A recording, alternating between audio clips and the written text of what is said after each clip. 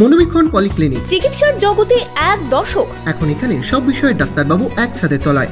Phone করুন 7477799515 এই নম্বরে।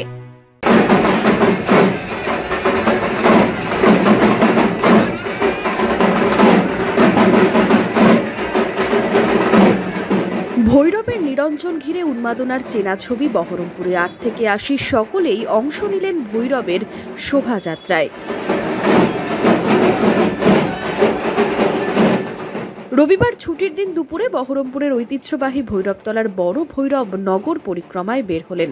ঢাকের তালে ও ডিজের তালে শোভাযাত্রা যেন জনজোয়ারের রূপ পায়। রাস্তার ধারে হাজার হাজার দর্শনার্থী ভিড় করেন ভৈরব দেখতে।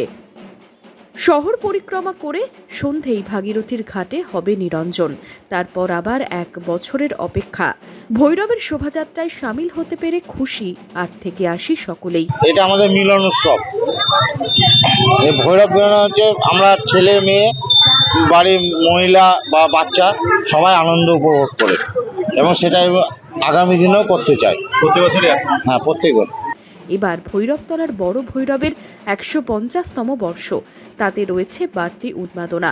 এই ভৈরব এবছর ১৫০ বছর বয়স হলো। ১৫০ বছরে